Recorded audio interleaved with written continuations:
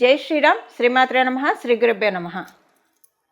ఈ విశ్వవసు నామ సంవత్సరంలో గోచారంలో ఒక విశిష్టాంశం చోటు చేసుకోబోతూ ఉంది. ఈ విశిష్టాంశము నవగ్రహాల్లో ఒక గ్రహమైన, అలాగే దేవతలకి గురువైన బృహస్పతి వల్ల చోటు చేసుకుంటుంది. బృహస్పతి ఈ సంవత్సరం అక్టోబర్ 15వ తారీఖు నుంచి, అంటే 2025 సంవత్సరం అక్టోబర్ 15 నుంచి 2025 సంవత్సరం డిసెంబర్ 5వ తారీఖు వరకు ఆయన అతిచారంలోకి వెళ్తున్నారు. అతిచార గురుడు అతి బలవంతుడు అని జ్యోతిష శాస్త్రం చెప్తుంది. అతి బలవంతుడు ఏ విషయాల్లో? ద్వాదశ రాశుల వాళ్ళకి, ద్వాదశ లగ్నాల వాళ్ళకి గురు భగవానుడు అతిచారంలోకి వెళ్ళడం వల్ల ఎలాంటి ఫలితాలు చోటు చేసుకుంటాయి, ఈ విషయాన్ని ఇప్పుడు మనం చూద్దాము. ఆయన అతిచారంలోకి వెళ్తూ ఉన్నాడు. ఏ రాశిలోకి వెళ్తున్నాడు? ప్రస్తుతము ఆయన సంచారము మిథున రాశిలో ఉంది. మిథున రాశి నుంచి ఆయన కర్కాటక రాశిలోకి వెళ్తున్నారు. డిసెంబర్ 5 నుంచి మళ్ళీ డిసెంబర్ 5కి మళ్ళీ మిథున రాశికి ఆయన వచ్చేస్తాడు. సో ఈ అతిచారంలో ఉన్న గురు భగవానుడు ఇచ్చే ఫలితాలు ద్వాదశ రాశుల వాళ్ళకి, ద్వాదశ లగ్నాల వాళ్ళకి ఏ విధంగా ఉండబోతూ ఉన్నాయి? కర్కాటక రాశి ఆయనకి ఉచ్చస్థానము. కర్కాటక రాశిలో గురు భగవానుడు ఉచ్చస్థితిని పొందుతాడు.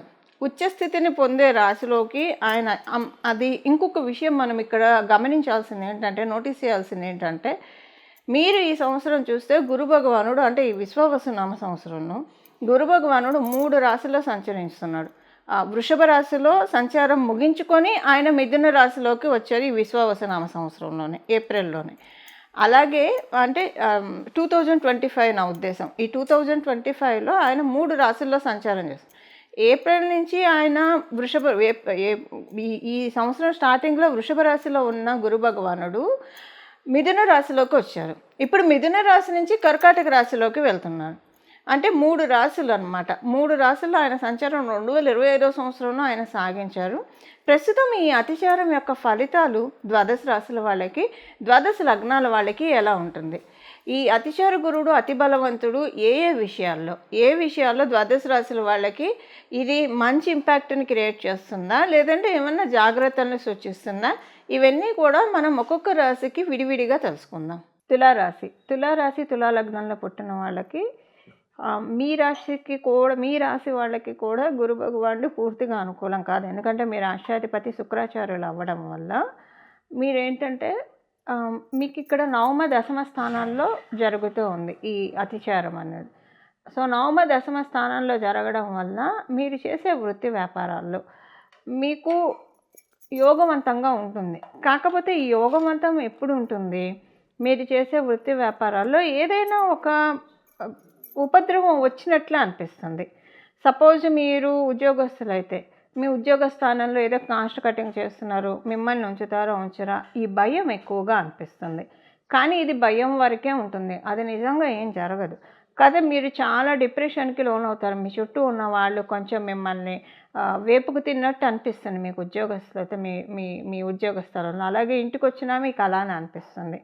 మీరు ఒకవేళ వ్యాపారస్తులైతే మీకు సేమ్ ఇదే విషయం అప్లికేబిలిటీ ఉంటుంది. కొంత మీకు ఏంటంటే ఇది కరెక్ట్గా ఉంటుందా లేదా, ఏదో ఒక చిన్న థ్రెట్ లాగా అనిపిస్తుంది. వ్యాపారంలో ఒక థ్రెట్ లాగా వచ్చినట్లే వస్తుంది, కానీ అదేది నిలబడదు, మళ్ళీ వెంటనే సాల్వ్ అయిపోతుంది వ్యాపారస్తులకైతే. ఎందుకంటే వ్యాపారస్తులకి మీకు ఆల్రెడీ సహజంగా ఆయన వ్యాపార స్థానం, ఇప్పుడు మనకి కాలపురుషుడు కుండలిలోంచి చూస్తే తులారాశి 7th హౌస్ కాబట్టి వ్యాపారాన్ని సూచిస్తుంది. కాబట్టి ఉద్యోగస్తులతో కంపేర్ చేస్తే వ్యాపారస్తులకి అంత అనిపించదు. ఒక చిన్న సమస్య, చిన్నది కాదు, కొంచెం పెద్దది వచ్చినా వెంటనే అది సాల్వ్ అయిపోతుంది, మీకు ఇబ్బంది అయితే కలగదు. దానిలోంచి మీరు బయటపడగలుగుతారు ఇమీడియట్గానే. అంటే మీకు సమస్య వచ్చిన 3 డేస్లోనే దాంట్లోంచి బయటపడి అమ్మయ్య అని ఊపిరి పీల్చుకుంటారు. కాకపోతే ఇదేంటంటే మీకు ఒక చిన్న జాగ్రత్త అనమాట. ఇప్పుడు వచ్చే సమస్య మీకు ఫ్యూచర్లో ఇలాంటివి మనం జరగకుండా చూసుకోవాలి అని కొన్ని మనకి టైం బాగున్నప్పుడు కొన్ని సమస్యలు వస్తే మంచిది. ఎందుకంటే అవి ఫ్యూచర్లో జరగకుండా చూసుకుంటాము. ఆ తర్వాత ఒక్కోసారి టైం బాగాలేనప్పుడు సమస్యలు వస్తే అవి ఎప్పటికీ పోవు, జడంగా ఉంటాయి. అలా లేకుండా భగవంతుడు మీకు బ్లెస్సింగ్స్ ఇస్తున్నాడు కాబట్టి ఈ టైంలో మీకు వచ్చే సమస్యలన్నీ కూడా మీరు సాల్వ్ చేసుకునే విధంగా ఉంటుంది. ఇది వ్యాపారస్తులకి. ఉద్యోగస్తులకైతే కొంచెం మీరు జడంగానే సమస్య వస్తుంది, కానీ అది తర్వాత తొలగిపోతుంది. అదేం మీకు నిలబడదు, పర్మనెంట్గా అయితే ఉండదు, తొలగిపోతుంది. ఈ విషయాన్ని మీరు గుర్తుపెట్టుకోండి. కాకపోతే ఈ టైంలో ఈ అతిచారంలో ఉన్న ఈ పీరియడ్ మొత్తం కూడా మీకు బాగా క్రష్ అయిపోయినట్టు అనిపిస్తుంది. బాగా నలిగిపోతారు మీరు.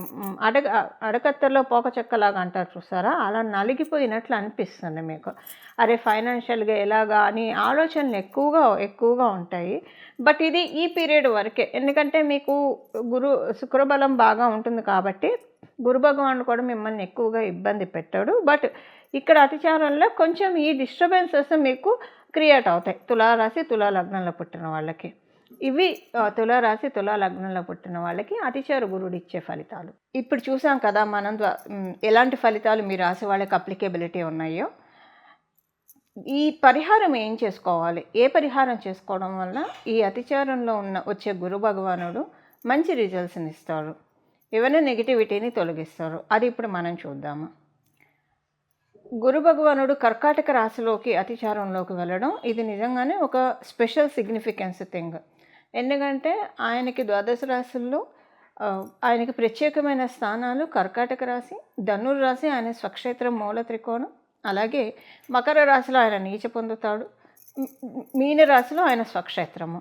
ఇలా ఈ 4 రాశులలో ఎప్పుడైనా సరే గురు భగవానుడు సంచారం చేసినా, లేదా ఈ 4 రాశుల మీద ఆయన దృష్టిని పెట్టినా చాలా మంచి విషయాలు గోచరిస్తాయి. సో ఇప్పుడు మనం చేసుకోవాల్సిన పరిహారం ఏంటో ఇప్పుడు చూద్దాం. ఎవరైనా సరే మీకు బయోలాజికల్ గురువులు తెలిసిన వాళ్ళు ఉంటే కనుక, మీరు ఎవరినైతే గురువుగా భావిస్తున్నారో వాళ్ళకి మీరు ఏదన్నా దక్షిణ ఇవ్వడం, అంటే తాంబూల దక్షిణలతోటి వారి ఆశీర్వాదం తీసుకోవడం ఉత్తమము. మీకు బయోలాజికల్ గురువులు ఎవరైనా తెలిసిన వాళ్ళు ఉంటాయి, మీరు ప్రవచనకారునే మీ గురువుగా భావిస్తే వారికి కావచ్చు, లేదా డే టు డే లైఫ్లో మీకు తెలిసిన ఆస్ట్రాలజర్స్ కావచ్చు, మీ ఇంటి పురోహితులు కావచ్చు, ఇలాగ, లేదా మీ ఇంట్లో కూడా తల్లిదండ్రులు మించిన గురువులు కూడా ఎవరు ఉండరు. మీరు కనుక ఏదన్నా అంటే సంపాదిస్తున్న వాళ్ళైతే కనుక వారిని సంతృప్తి పరచడానికి ప్రయత్నించండి. ఇప్పుడు మనం తెలుసుకున్న ఈ గురుస్థానంలో ఉన్న వాళ్ళకి ఏవో ఒక కానుకలు ఇవ్వడం వల్ల గురుగ్రహ సంతృప్తి కలిగి తద్వారా మీకు గురు భగవానుడి యొక్క ఆశీస్సులు సత్వరంగా లభిస్తాయి. ఇదొక బెస్ట్ రెమెడీ. ఇది మీరు చేసుకోగలిగితే ఉత్తమోత్తమం. ఒకవేళ ఇది చేసుకోలేకపోయినా, ఇది చేసుకున్నా సరే చేసుకోలేకపోయినా, ఇంకొక పరిహారం కూడా మనం ఇప్పుడు చూద్దాము. ఈ పరిహారం ఏంటంటే, అతిచారంలోకి గురు భగవానుడు మధ్యలో వస్తూ ఉంటాడు. కర్కాటక రాశిలో అతిచారంలోకి రావడం నిజంగా చాలా సిగ్నిఫికెన్స్ థింగ్. మళ్ళీ 12 సంవత్సరాల వరకు ఆయన, అంటే కర్కాటక రాశిలోకి ఒకసారి వచ్చేసాక ఇంకా కర్కాటక రాశిలోకి ఆయన అతిచారంలోకి రాలేడు. మళ్ళీ 12 సంవత్సరాలు పడుతుంది ఆయన రావడానికి. అండ్ ఎందుకంటే మిగతా రాశులను కూడా చుట్టి రావాలి కాబట్టి ఇది ది బెస్ట్ టైంగా మీరు భావించాలి. ఇప్పుడు చూడండి, దేనినైనా సరే మనము మన భావన మాత్రం సంతుష్టుడు భగవంతుడు. మన ఆలోచనలు బట్టే మనకి జరిగేవి ఉంటాయి. యద్భావం తద్భవతి. ఇప్పుడు మీరు ఎప్పుడైనా బాగా దట్టమైన చీకటిని చూసారనుకోండి, కళలో కావచ్చు, నిజంగా కూడా కావచ్చు. చీకటి అంటే ఎవరికైనా భయం. ఒకవేళ మన మనసులో కనుక ఈ చీకటిని అమ్మవారి కురులుగా మనం భావిస్తే, అంటే అమ్మవారి కురులు కూడా ఇంత చక్కగా నల్లగా దట్టంగా ఉంటాయి అని మనం ఒక్కసారి మనసులో భావిస్తే మనకున్న భయం పటాపంచలైపోయి అమ్మవారి ముఖార విందాన్ని, అంటే ఆ ముఖార విందం కోటి కాంతులతోటి ఉంటుంది. ఆ కాంతిని మనం వర్ణించలేము. అంటే మన చుట్టూ కూడా కాంతి వెదజల్లుతూ ఉంటుంది. అంతా కూడా మన మైండ్లో ఉంటుంది. సో మన ఆలోచనలే మన ప్రణాళికలు అవుతాయి. మన ప్రణాళికలే మన సక్సెస్కి పాత అవుతాయి. ఇప్పుడు ఇదంతా ఎందుకు చెప్తున్నానంటే, జ్ఞానప్రదాత గురు భగవానుడు కాబట్టి ఫస్ట్ ఇంకొక రెమెడీ, ఈ సమయంలో నెగిటివ్స్ ఆలోచించకండి. మీ గురించి కావచ్చు, మీ చుట్టుపక్కల ఉన్న వాళ్ళ గురించి కావచ్చు, ఏదైనా సరే నెగిటివ్స్ అసలు ఆలోచించకండి. పాజిటివ్ మైండ్ సెట్తో ఉండడానికి ప్రయత్నించండి. నెగిటివ్స్ ఆలోచిస్తే అది మీకు తర్వాత ఇబ్బంది కలిగే అవకాశం ఉంటుంది. మీ గురించి మీరు ఆలోచిస్తే ఒక ఎత్తు, అవతల వాళ్ళ గురించి మీరు ఆలోచిస్తే అది మీకు కర్మదోషంగా కూడా పరిణమిస్తుంది. జాగ్రత్తగా ఉండండి. ఎందుకంటే ఆయన కర్కాటక రాశిలో ఉచ్చస్థానం, ఆయన పుష్యమి నక్షత్రంలోనే ఉచ్చస్థానాన్ని పొందుతాడు. సో పుష్యమి నక్షత్రాధిపతి శనేశ్వరుడు కూడా కావడం వల్ల ఇప్పుడు ప్రతిదీ క్యాలిక్యులేటెడ్గా ఉంటుంది. శనేశ్వరుడు కూడా మీనరాశిలోనే సంచారం చేస్తూ ఉన్నారు. సో ఆలోచనలని చాలా జాగ్రత్తగా కంట్రోల్డ్గా ఉంచాలి. మనసు ఏదంటే అది ఆలోచిస్తూ ఉంటుంది. భగవంతుడి మీద మళ్లించడానికి ప్రయత్నించండి, అది ఉత్తమోత్తమము. ఇది ఒకటి. ఇది ప్రాక్టికల్ రెమెడీ. దీంతోపాటు మీరు దక్షిణామూర్తి స్తోత్రం కావచ్చు, కృష్ణాష్టకం కావచ్చు, లేదా దత్తాత్రేయ స్వామి వారికి సంబంధించిన చరిత్ర పారాయణం చేయడము, ఇలాగ గురులీలామృతం పారాయణం చేయడము, శ్రీపాద శ్రీవల్లభుల చరిత్ర పారాయణం చేయడం, ఇలాగ మీకు మీరు రాఘవేంద్ర స్వామి వారు మీ గురువు అయితే వారి పూజ చేయడం, ఇలాగ ఏదో ఒక గురువుల్ని పూజ చేయడం వల్ల చాలా చక్కటి సత్ఫలితాలు వస్తాయి. ఇది చాలా ఉత్తమోత్తమమైన సమయంగా భావించాలి మనము. దీనివల్ల ఏంటంటే మనకి రాబోయే కాలాల్లో మంచి ఫలితాలు రావడానికి అప్పుడప్పుడు గోచారంలో ఉన్న గ్రహాలు ఇలాంటి అవకాశాలని మనకి ఇస్తూ ఉంటాయి. సో మనం అంటే ఇదంతా కూడా ముండేన్ ఆస్ట్రాలజీకి ఈ రిజల్ట్స్ అన్నీ సపరేట్గా ఉంటాయి. బట్ పర్సనల్గా మనకి మంచి జరగడానికి ఏం పరిహారాలు చేసుకోవాలో ఇప్పుడు మనం తెలుసుకున్నాము. దీన్నంతా కూడా మనమంతా కూడా సవ్యంగా వినియోగించుకొని గురు భగవానుడి యొక్క అపార కృపకి మనమందరం కూడా పాత్రులు అవ్వాలని, అవుతామని మనసారా భగవంతుని ప్రార్థిస్తూ భావిస్తూ మంగళం. నమో భగవతే వాసుదేవాయ.